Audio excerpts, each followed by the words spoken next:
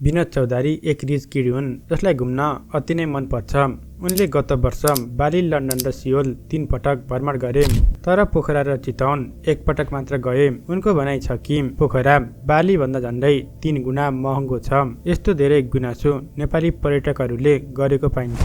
यसको मुख्य कारण के हो भने नेपालमा होटलको मूल्य अत्याधिक छ, जसले गर्दा नेपाली पर्यटकहरू दक्षिण पूर्व एसिया र युरोपियन देशहरूमा पैसा खर्च गर्न रुचाउँछन्। नेपालमा होटलको मूल्य बढ्नुको मुख्य कारण माग र आपूर्तिको असन्तुलन हो।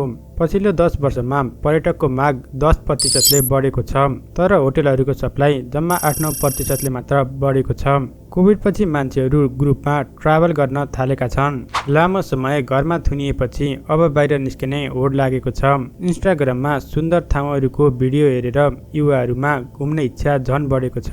यसैले आन्तरिक पर्यटनमा 35% को वृद्धि देखिएको छ।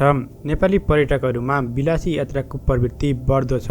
होटल व्यवसायीहरूले प्राइभेट स्विमिङ, एकान्त सुविधाहरू थप्दैछन्, तर ट्राभल इन्फ्लुएन्सरहरूले बली, थाइल्यान्ड र सिङ्गापुरको अनुभवहरू देखाउँदा नेपाली युवाहरूको आकांक्षा त्यतै तानिएको छ। काठमाडौँ, पोखरा र चितवन जस्ता मुख्य सहरहरूमा जग्गा अत्यन्तै महँगो बनिसकेको छ। साथै होटल निर्माणका लागि दर्जनौं सरकारी अनुमतिहरू लिनुपर्छ। लन्डन, बालीको तुलनामा पोखराको सडक, फोहोर व्यवस्थापन र पूर्वाधार अझै कमजोर छ। यस्तो अवस्थामा विदेशी लगानीकर्ताहरू नयाँ होटल बनाउन डराउँछन्। यदि यो प्रवृत्ति यसरी नै जारी रह्यो भने नेपालले ठूलो पर्यटक राजस्व गुमाउने खतरा छ।